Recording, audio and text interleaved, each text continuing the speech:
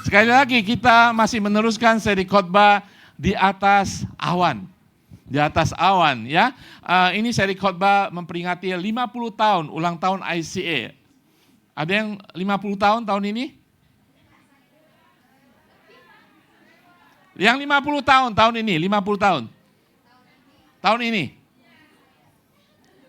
1, 2. Wah, nanti dikasih hadiah.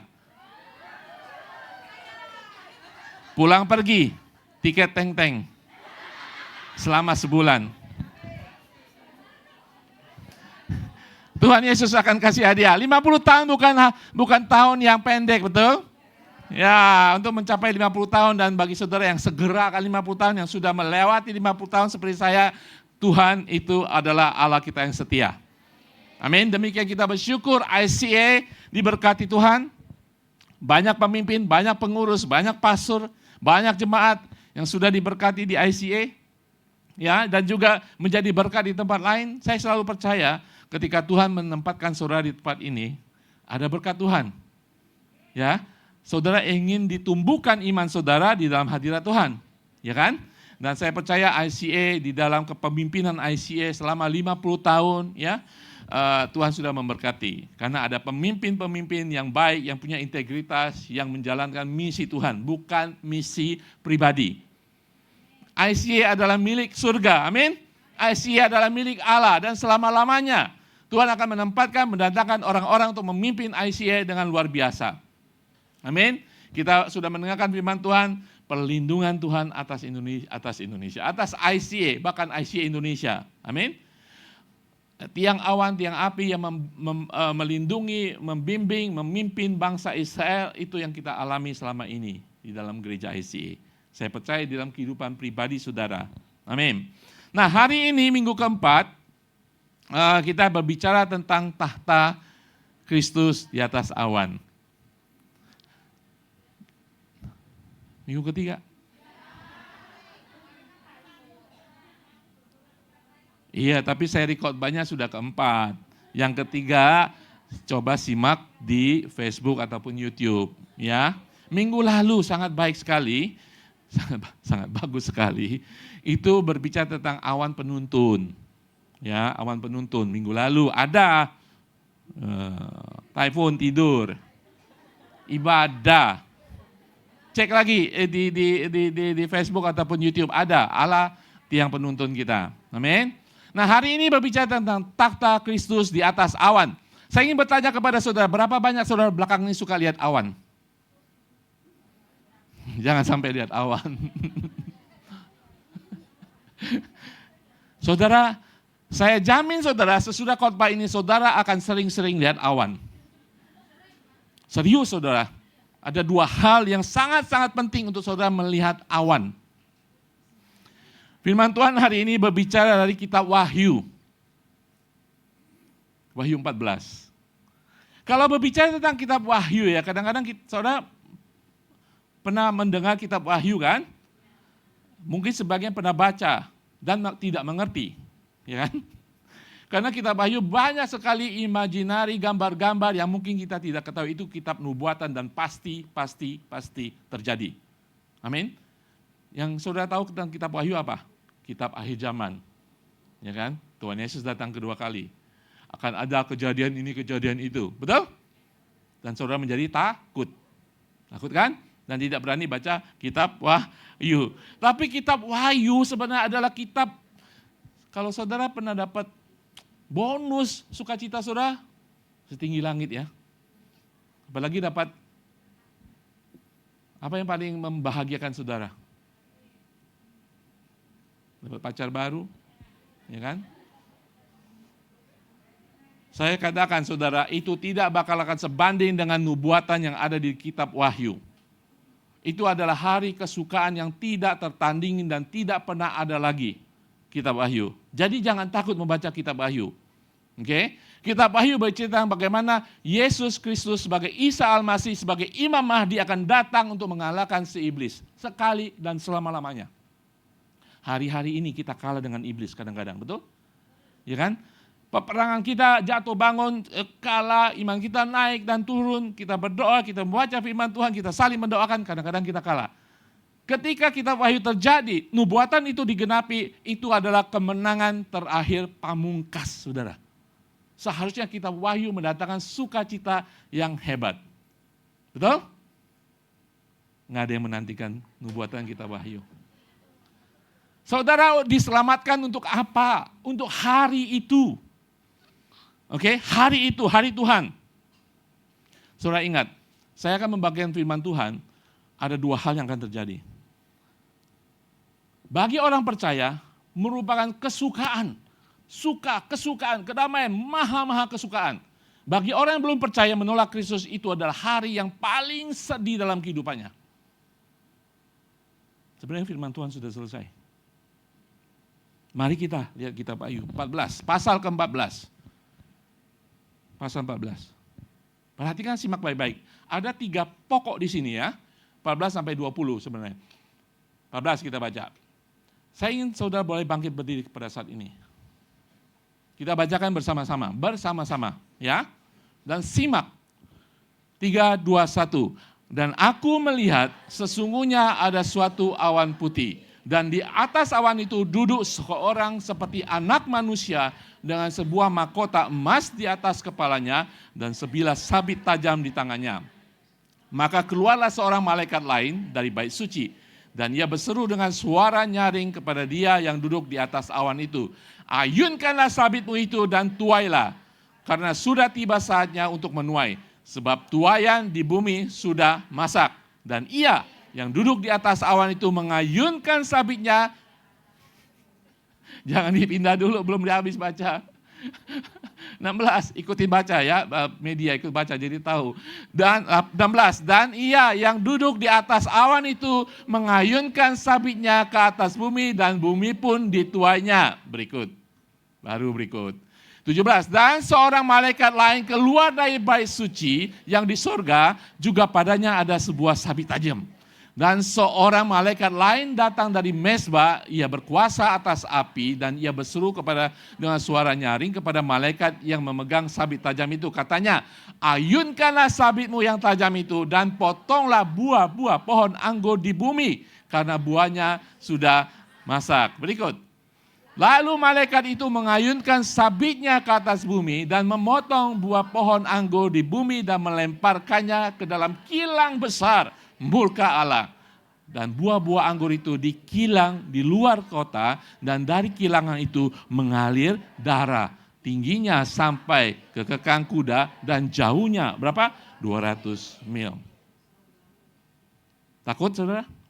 Takut ya? Ya oke. Duduk, silakan duduk. Sejam ya, sejam. Itu pasti terjadi saudara.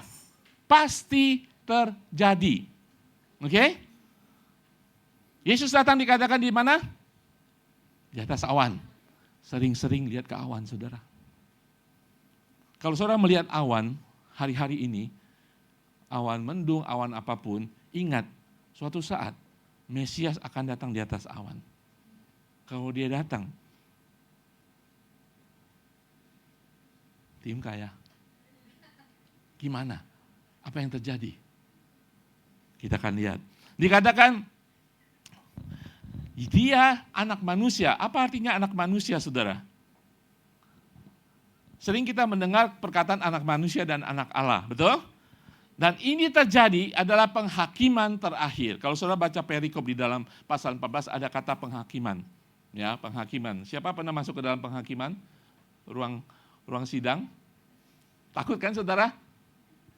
Ya kan? Nggak ada orang aja saudara takut. Waduh, itu tempat hakim. Waduh, penuntut. Pembela. Bayangkan saudara duduk di tempat pesakitan. Serem kan?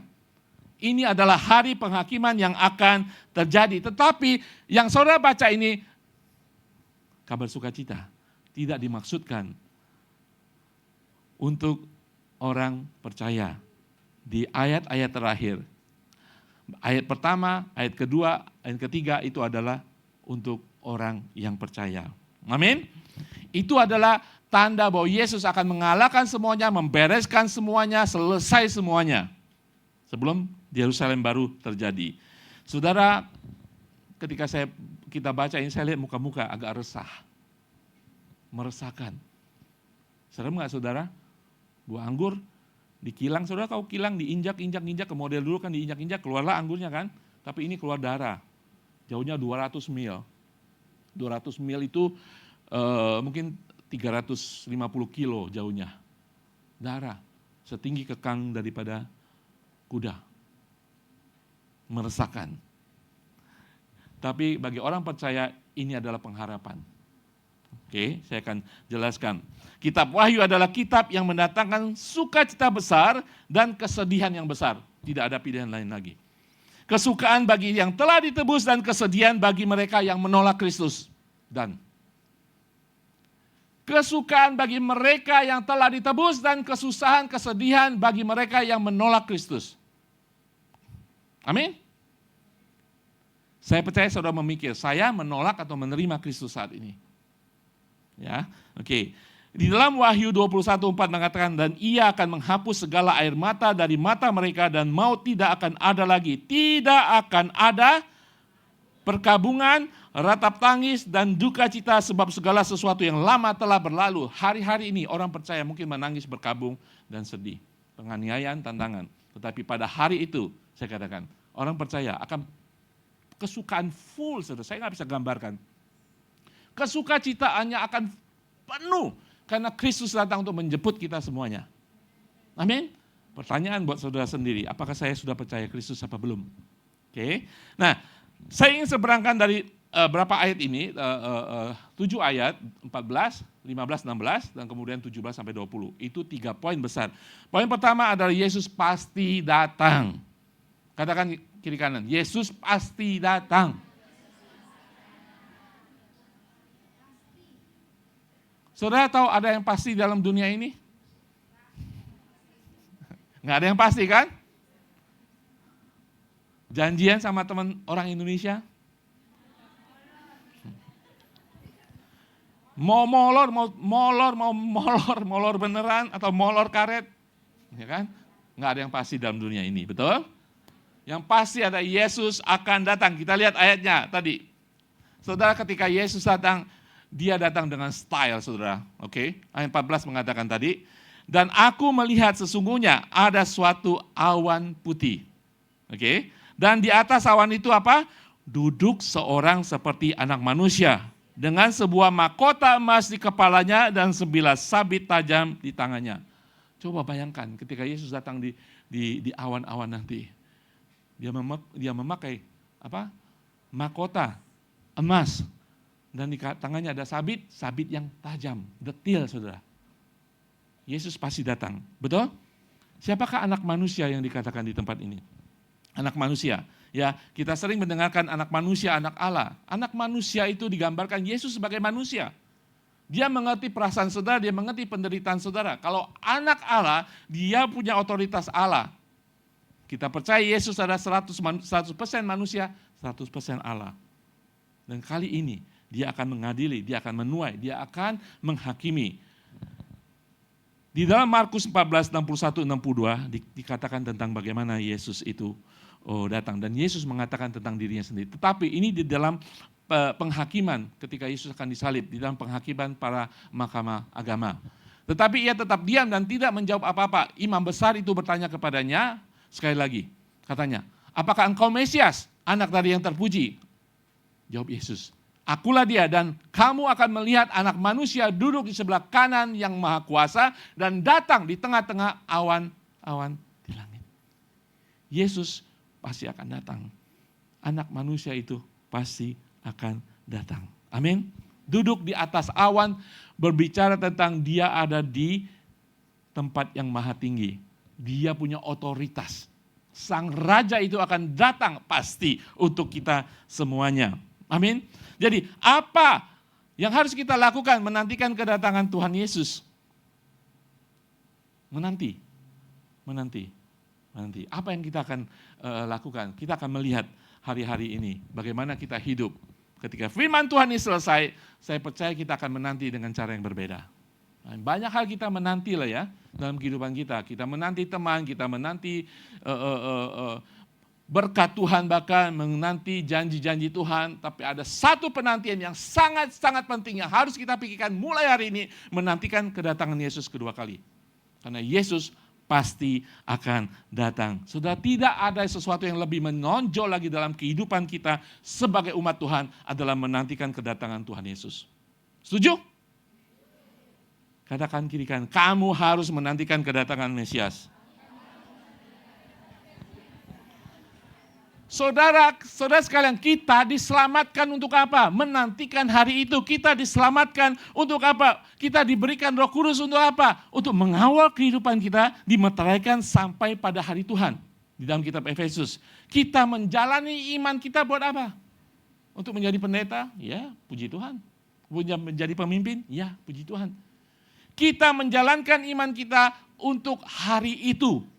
Ketika Yesus datang kedua kali. Kita bergereja sebagai komunitas dalam suatu gereja di dalam ICA untuk hari itu, saudara. Jadi kehidupan kita sebagai ciptaan baru adalah untuk hari itu, di mana Yesus datang di atas awan-awan.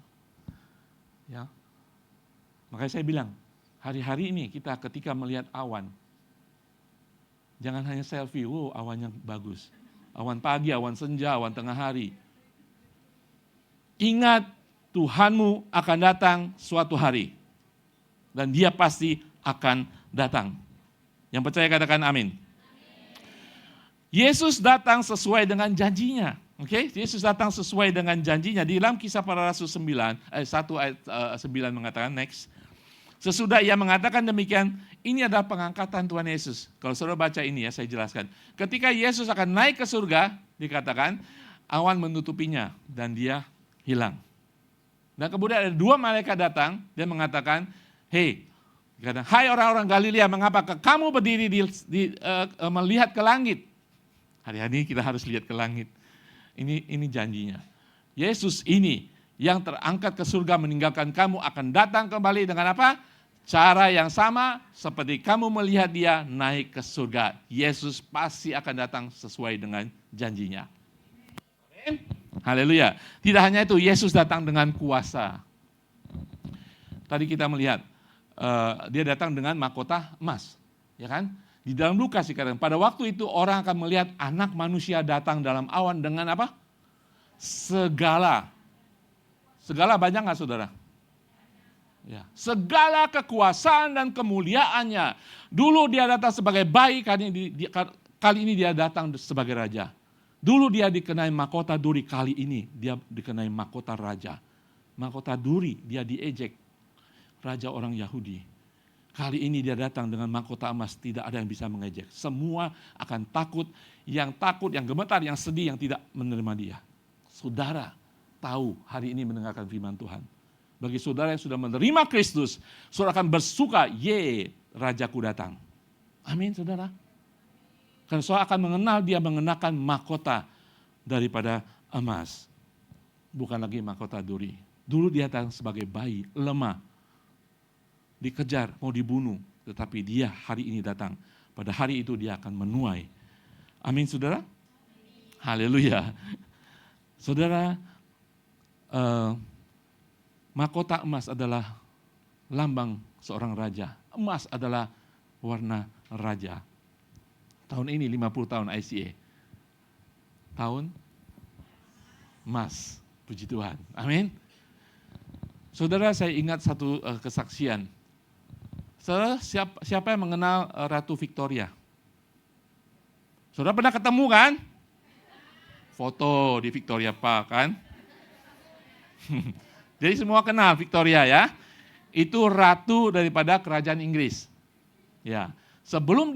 Ketika dia menjadi ratu, ketika dimahkotahi, diangkat, dinobatkan sebagai ratu, kan dikasih mahkota. Dia pakai mahkota. Tidak lama kemudian dia menangis, saudara. Dia menangis, dia ambil mahkotanya, dia letakkan mahkotanya. Dia bilang, saya tidak layak mendapatkan mahkota yang seharusnya diberikan kepada raja saya, penyelamat saya. Sikap hatinya itu membuat kerajaan Inggris diberkati luar biasa.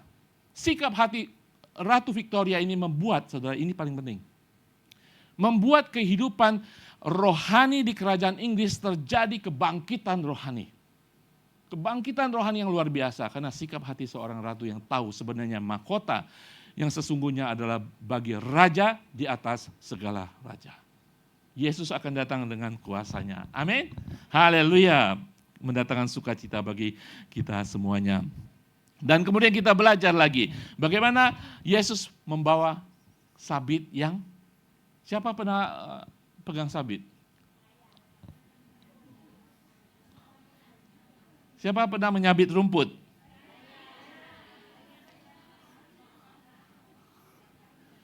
Artinya apa, saudara? Yesus datang untuk menuai. Tidak hanya menepati janjinya, tidak hanya dia datang dengan kuasa, tetapi untuk menuai. Dalam Matius 13, kalau saudara baca Matius 13 ya, itu perumpamaan yang diberikan Yesus tentang penabur dan penuai dan sebagainya. Ya, baca itu semuanya. Dan hari ini banyak berbicara dari tempat itu juga. Dikatakan mana? Maka Yesus pun meninggalkan orang banyak itu lalu pulang. Murid-muridnya datang dan berkata kepadanya. Murid-muridnya nggak ngerti perumpamaan tentang menabur dan menuai. Jelaskan kepada kami perumpamaan tentang lalang di ladang itu. Terus Yesus menjawab katanya, orang yang menaburkan benih itu adalah anak manusia. Yesus datang untuk menuai. Sebagai anak manusia, dia akan datang untuk menuai pada hari itu. Makanya ada sabit, tidak saja sabit yang jelek, tapi sabit yang tajam. Saudara baca tadi, sekali sabit semuanya bumi dituai. Serem kan? Sampai saat ini saudara masih serem?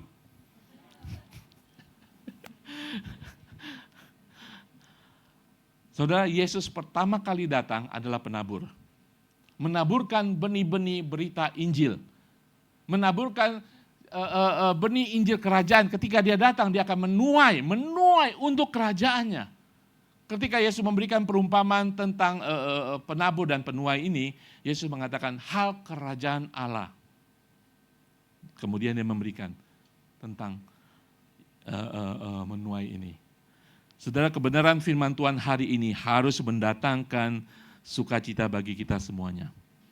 Kitab Wahyu tidak hanya cukup dimengerti, diajarkan, kita berdebat. Berdebat kapan Yesus datang, sesudah penganiayaan atau tidak. Berdebat, saudara pernah mendengar perdebatan kitab Wahyu? Tetapi hari ini saya belajar, Yesus pasti datang. Harus dimengerti sebagai suatu pengharapan bagi orang yang percaya. Jangan hanya dibaca, oh hari kiamat, oh lihat tanda-tandanya. Itu perang di Israel. Sekarang Israel diserbu, terjadi gempa bumi. Ya, semua akan terjadi. Tetapi lebih daripada itu, itulah hari pengharapan bagi orang yang percaya. Adalah momen kebenaran janji Tuhan, nubuatan Tuhan akan terjadi. Yes dan amin, Yesus akan datang. Siap apa tidak, saudara, Yesus akan datang. Itu adalah janji mempelai laki-laki akan menjemput mempelai perempuan. Gereja Tuhan adalah mempelai perempuan. Yesus adalah mempelai laki-laki. Saudara pernah melihat video mempelai perempuan ketika mempelai laki-laki datang cembutut. Udah mau nikah, menyesal, telat. Betul? Mempelai perempuan, nggak tidur semalaman. Jam 3 pagi, salon lah, mata lah, baju lah. Kadang-kadang sampai pingsan. Betul? Karena mempersiapkan hari sukacita itu menjemput mempelai laki-laki. Itulah hari kita ketika Yesus datang. Kita dijemput oleh mempelai laki-laki. Gereja Tuhan adalah mempelai perempuan. Adalah hari yang paling bahagia. Pengharapan dipenuhi komplit. Sesudah itu tidak ada lagi pengharapan. Sesudah itu tidak lagi ada iman. Tidak ada lagi. Karena sudah komplit ketika Yesus datang. Perlu iman apa lagi? Saat ini saudara perlu iman. Betul? Segala sesuatu komplit. Ada amin saudara? Saudara, kalau sampai saat ini firman Tuhan meneguhkan saudara, memberikan keteguhan saudara, ini adalah panggilan untuk keselamatan. Saudara, kalau saudara belum selamat, kalau tidak yakin, saudara akan sukacita atau duka cita pada hari Tuhan Yesus datang. Inilah panggilan untuk keselamatan saudara. Kalau saudara melihat teman-teman, keluarga saudara belum diselamatkan, belum menerima Yesus, masih menolak, mengejek Yesus Kristus. Bukan masalah agama saudara ya, bukan masalah Kristen, bukan masalah itu. Tetapi menolak Yesus Kristus sebagai penyelamat.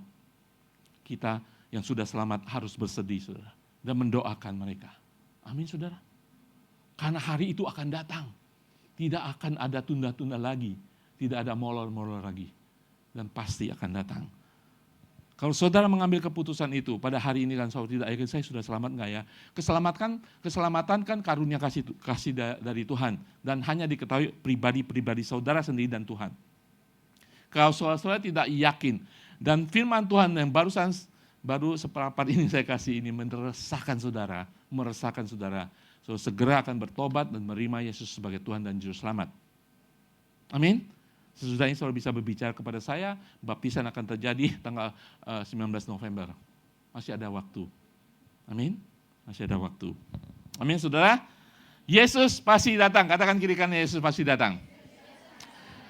Nah, yang kedua, oke? Poin kedua, Yesus akan datang bagi umatnya. Katakan haleluya.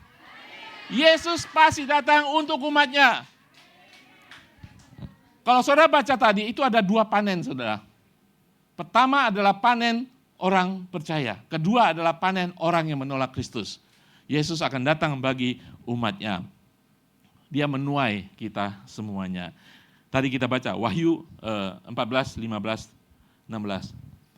Maka keluarlah seorang malaikat dari bait suci dan ia berseru dengan suara nyaring kepada dia yang duduk di atas awan itu. Ayunkanlah sabitmu dan tuailah, karena sudah tiba saatnya untuk menuai. Sebab tuaian di bumi sudah masak.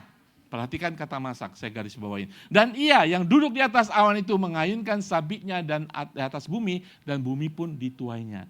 Terjemahan lain ayat 15 mengatakan, lalu malaikat lain keluar dari kemah Allah dan berseru kepada dia yang duduk di atas awan, ayunkanlah sabitmu, panenlah semua gandum di bumi. Gandum itu sudah masak dan sudah tiba saatnya untuk dipanen.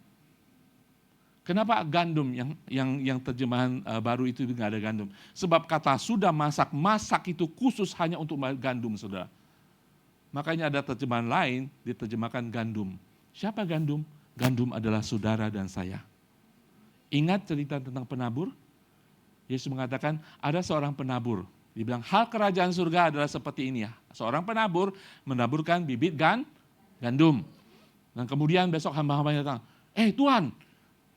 Tuhan kan menebar bibit gandum. Kenapa ada ilalang yang tumbuh? Perlu nggak kami membuang semua ilalangnya, mencabut ilalangnya? Sang penabur itu bilang, nggak usah, biarkan mereka tumbuh. Kalau kita cabut nanti semuanya kecabut. Tapi kemudian perumpamaan itu mengatakan, sesudah waktunya semua akan dituai. Dan gandum akan dikumpulkan di lambungnya penabur. Itu bercerita tentang saudara dan saya. Firman Tuhan ini, lumbung. Lambung. Kalau lambung kita semua makan roti ya. Nah, saudara, saya ingin seberangkan bahwa gandum ini adalah kita semuanya. Yesus pertama kali menuai adalah menuai umatnya. Amin. Sekali lagi pertanyaan, apakah saudara gandum? Berbicara tentang keselamatan, apakah saudara sudah percaya kepada Kristus? Yesus akan menuai gandumnya yang sudah matang. Amin, yang sudah masak. Di dalam Matius 13, 24. Nah, tadi kata, hai hal kerajaan surga seumpama orang yang menabur benih yang baik di ladangnya. Dan 30 mana, biarlah keduanya tumbuh bersama sampai waktu menuai. Pada waktu itu aku akan berkata kepada para penuai, kumpulkanlah dahulu lalang itu dan ikatlah berberkas sebesar dibakar. Kemudian kumpulkanlah gandum itu ke dalam, bukan lambung, lumbungku. Amin. Jadi di dalam kitab Wahyu 14 ayat 15-16 berbicara tentang Yesus datang di atas awan, mengayunkan sabit yang tajam dan menuai kita semuanya. Dan dimasukkan ke dalam lumbungnya. Ada sukacita, saudara. Hari ini, kita belum sampai pada hari itu. Sukacita itu, kepastian itu, sudah ada harus di dalam kehidupan kita. Amin, saudara. Amin. Itu adalah panenan pertama. Itu adalah saatnya ketika Raja di atas segala memisahkan dan menuai orang yang percaya gandum daripada dunia ini. Amin. Di dalam Matius 3:12 mengatakan, alat penampi sudah di tangannya, ia akan membersihkan tempat penggirikannya dan mengumpulkan gandumnya ke dalam lumbung. Jadi apa saudara maksudnya? Saudara kita jangan takut akan kejadian penuaian itu. Jangan takut pada hari penuaian itu. Nasihat kedua, saudara harus sangat-sangat takut kalau saudara menolak Yesus sampai hari ini. Amin. Jangan takut kalau saudara percaya Yesus sebagai Tuhan dan Juru Selamat, tetapi saudara harus sangat-sangat ngeri ketika saudara masih menolak Yesus. Amin. Firman Tuhan hari ini cuma ada dua. Yesus akan menuai panen pertama, panen kedua. Panen pertama adalah gandum adalah saudara dan saya. Panen kedua adalah panen bagi dunia. Jadi jangan kita harus takut. Amin. Kalau ada yang tidak menerima Yesus sebagai Tuhan dan Juru Selamat pribadi, Yesus juga tidak bisa menerima mereka ke dalam kerajaannya. Masa penuaian akan terjadi siap ataupun tidak. Amin. Saya harap saudara banyak kita mendengar firman Tuhan, mengubahkan iman kita, mengubahkan karakter kita. Tetapi ini hari ini yes or no. Hanya itu pilihannya. Saudara ini serius saudara, serius. Amin. Tapi bagi kita, Tuhan tahu kehidupan kita ya. Kalau kita mendengarkan berita-berita firman Tuhan bahkan bisa membuat kita takut. Betul? Kadang-kadang kita tidak yakin. Ya. Tapi bagi orang percaya ada Roh Kudus. Pak, gimana saya masih melakukan dosa? Saya masih ke gereja bolong-bolong. Saya masih tidak tunduk kepada pemimpin. Iya, manusia, ya kan? Kita tidak akan sempurna sampai pada hari itu. Tetapi kita harus membawa iman kita dari kemuliaan pada kemuliaan. Hidup kita dari kemuliaan pada kemuliaan. Bertambah.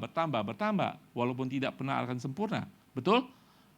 Tetapi ketidaksempurnaan kita jangan membuat kita gelisah dan takut. Selama kita yakin kita sudah menerima Tuhan Yesus, itu adalah hari kegembiraan buat kita.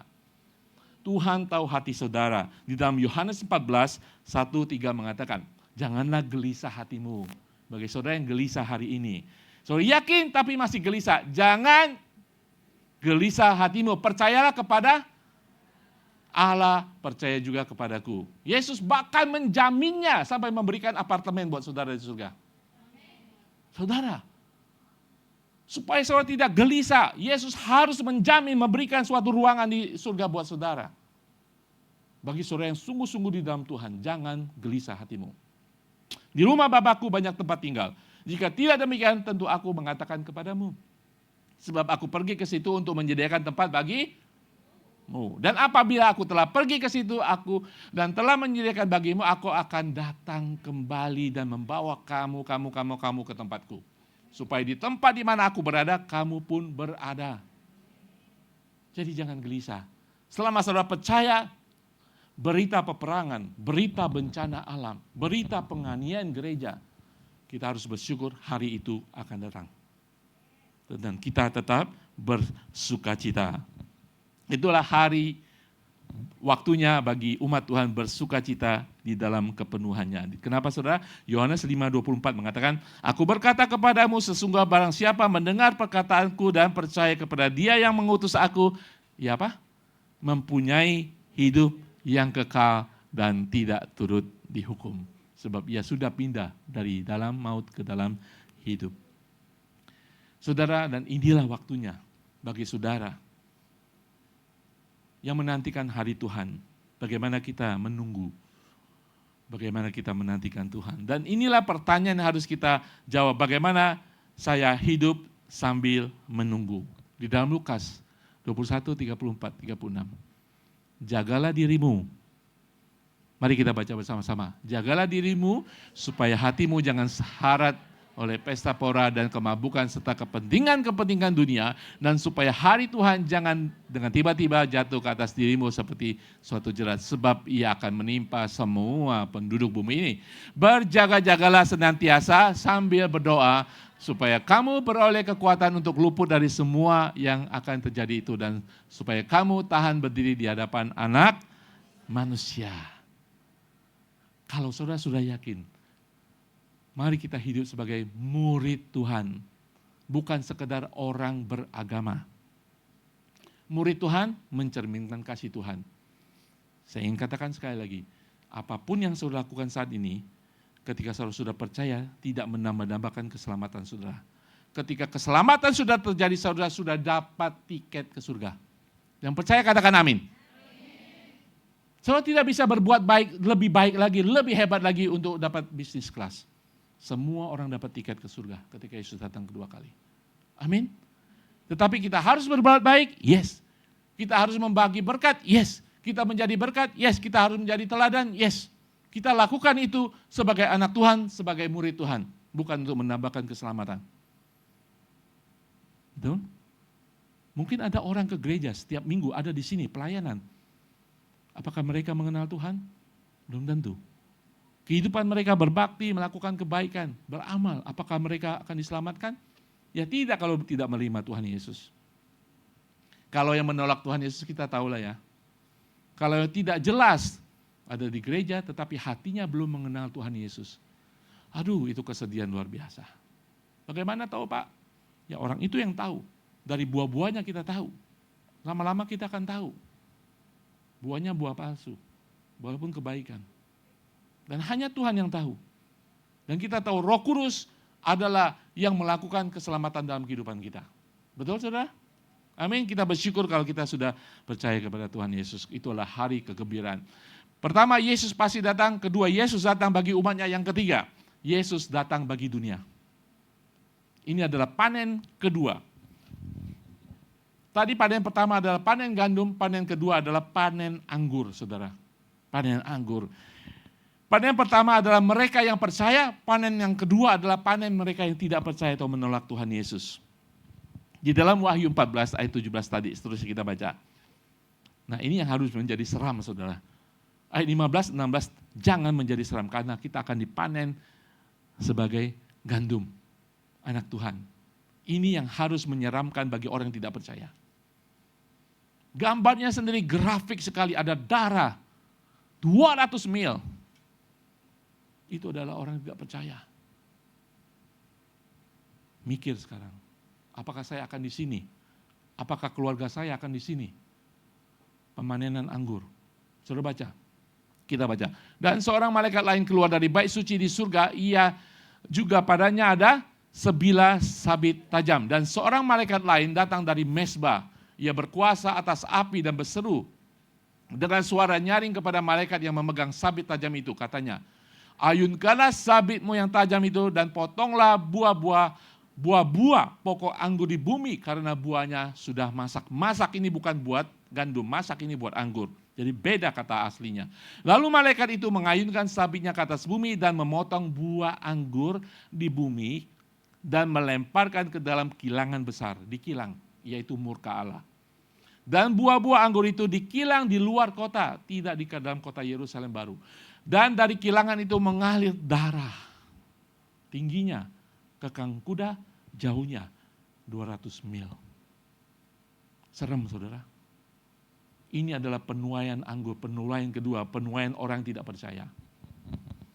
Makanya hari ini kalau saya duduk sini, kita bertanya, apakah ini saya? Apakah ada keluarga, orang saya cintai masuk dalam penuaian ini? Kita bertanya. Dan ini jawabannya, buah-buah anggur adalah orang yang menolak Tuhan. Orang yang menolak Tuhan, orang yang mencemooh Tuhan. Orang yang sering diinjili tapi masih menolak Tuhan. Saudara, ayunan ini sudah dinubuatkan di kitab Yoel. Oke? Dikatakan Yoel 3:13 mengatakan, ayunkanlah sabit sebab sudah masak tuayan, marilah. Iriklah sebab sudah penuh tempat anggur, tempat-tempat pemerasan berkelimpahan sebab banyak kejahatan mereka. Kenapa Tuhan Yesus belum datang sampai saat ini? Kenapa Tuhan Yesus belum datang di awan-awan? Allah masih berbelas kasihan. Karunia Allah, pengampunan Allah masih begitu panjang saudara. Untuk mengampuni bagi setiap kita yang belum menerima Tuhan. Tetapi urgensi, Yesus pasti datang. Amin. Yesus pasti datang buat kita semuanya. dalam akhir penantian kesabaran Tuhan, ini pasti akan terjadi. Dalam panjangnya kasih karunia pengampunan rahmat Tuhan, ini akhirnya akan terjadi. Kalau saudara nonton film sinetron pasti ada episode terakhir. Ini adalah episode terakhir kehidupan manusia di bumi. Saudara, Allah kita adalah penuh belas kasihan. Amin. Allah kita adalah Allah yang begitu mengasihi kita. Slide berikutnya. Nasihat bagi para anggur. Saudara tahu begitu besar kasih Allah. Saya katakan tadi kan, saudara harus melihat awan, betul? Melihat awan kenapa? Karena Yesus datang kedua kali untuk menuai.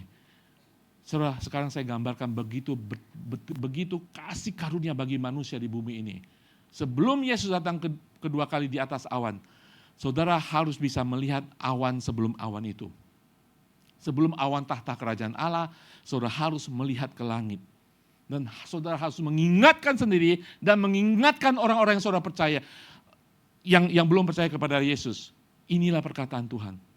Ini masih pasal 14, tetapi sebelum penuaian terjadi, sebelum Yesus datang di atas awan-awan, ayat 6-13 mengatakan, dan aku melihat seorang malaikat lain terbang di tengah-tengah langit, dan padanya ada apa? Berhenti dulu saudara. Itu sebelum Yesus datang untuk menuai. Allah begitu hebat kasihnya kepada setiap ciptaannya. Dia masih mengirimkan malaikat. Sesudah gereja Tuhan menginjili, gereja Tuhan menuaikan amanah agung. Tetapi Allah masih belum puas. Sekali lagi dia mengirimkan malaikat Tuhan agar setiap orang bertobat. Ketika berbicara di langit, mungkin kita tidak melihat. Orang buta mungkin tidak bisa melihat. Tetapi setiap orang bisa mendengar. Di langit nanti akan ada malaikat. Dikatakan, padanya ada Injil yang kekal untuk diberitakan kepada mereka yang diam di bumi, dan kepada semua bangsa dan suku dan bahasa dan semua kaum. Itu adalah penginjilan terakhir pamungkas sebelum penuaian terjadi. Dan ia berseru dengan suara nyaring di langit. Katanya apa? Takutlah akan Allah dan muliakan Dia, karena telah tiba saatnya penghakiman itu. Dan sembahlah Dia dan telah menjadikan langit dan bumi dan laut dan semua mata air. Saudara lihat betapa kasih Tuhan kepada umat manusia. Sebelum dia datang dengan kuasa dan kehebatannya, sebelum dia mengayunkan untuk menuai gandum, sebelum dia menuai anggur, ini bukan second chance, bukan kesempatan kedua, mungkin kesempatan 1000 sekian kali. Dan ini yang pasti adalah yang terakhir. Dan seluruh muka bumi akan mendengar suara itu. Malaikat akan sekali lagi bertobat. Intinya adalah bertobat, percaya kepada Kristus. Hebat enggak Tuhan saudara? Kalau saudara saat ini, ingat, sebelum saudara melihat awan tahta Kristus yang ada, saudara akan mendengar ini. Ya, saya percaya sesudah firman Tuhan ini saudara akan pasang kuping. Ketika saudara mendengar ini, cepat-cepat HP, telepon, WA, dengarkan suara itu dan bertobatlah kepada orang-orang yang saudara kasihi. Itu adalah kesempatan terakhir dan kita tidak tahu jangka waktu Yesus datang di awan-awan dengan sabit yang tajam. Amin. Amin saudara. Nasihat bagi para gandum. Siapa yang gandum di sini? Saudara semuanya gandum kalau percaya kepada Tuhan Yesus. Ini adalah nasihat bagi para gandum. Di ayat yang sama sebelum Yesus datang dikatakan yang penting di sini adalah ketekunan orang-orang kudus. Dan menuruti perintah Allah. Dan iman kepada Yesus. Dan aku mendengar suara dari surga berkata, tuliskan. Berbahagialah orang-orang mati yang mati di dalam Tuhan, yang sudah mati di sebelum kita, yang sejak sekarang ini. Sungguh, kata Roh, supaya mereka boleh beristirahat dari jerih lelah mereka, karena segala perbuatan mereka menyertai mereka. Tuhan memperingati kita, Tuhan memperingati mereka yang belum percaya kepada Tuhan Yesus. Masa rahmatnya akan berakhir. Diganti dengan masa penuaian. Masa anugerahnya akan berakhir diganti dengan masa penuaian. Pasti akan terjadi. Sekali lagi sebelum saya menutup firman Tuhan ini, saya ingin memberikan nasihat kepada saudara. Para gandum, katakan kiri kanan, kamu gandum.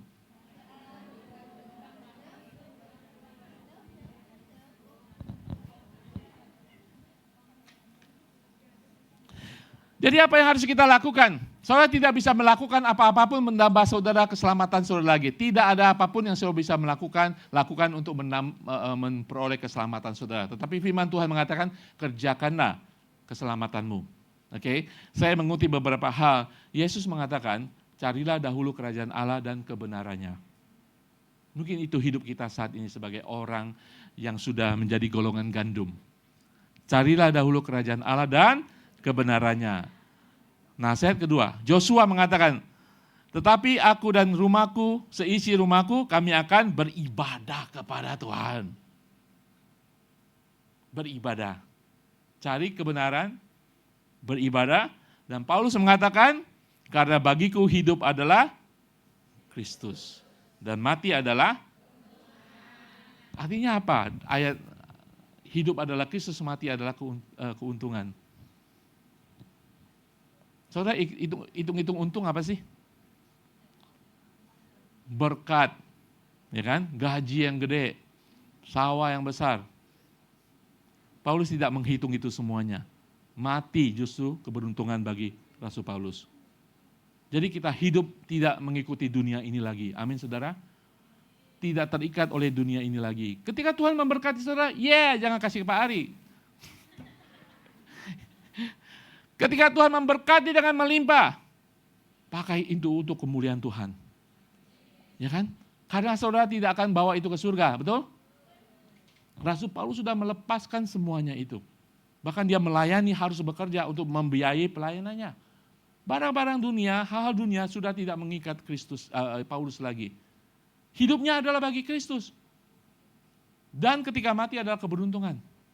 Hebat nggak Rasul Paulus? Ketika sudah detach, melepaskan segala sesuatu dari dunia ini. Amin. Dan saudara tahu bahwa ketika gereja mula-mula, mereka percaya Yesus akan segera datang. Ya, gereja mula-mula. Apa yang mereka lakukan? Mereka bertekun, mendengar pengajaran daripada para rasul. Mereka berkumpul, saling memberkati. Bahkan ada yang menjual untuk memberkati semuanya. Berdoa, memuji Tuhan. Mereka bersatu. Ditambahkan jiwa-jiwa. Tapi kita boleh melakukan itu bukan untuk kita menjadi lebih hebat dan diterima Tuhan. Tidak. Itu karena kita sudah diterima Tuhan, kita lakukan semuanya itu. Amin. Kita sudah mendapat tiket keselamatan itu sebagai gandum, kemudian kita akan memberkati orang. Kemudian kita berbuat baik. Kemudian kita berdoa. Kemudian kita belajar firman Tuhan.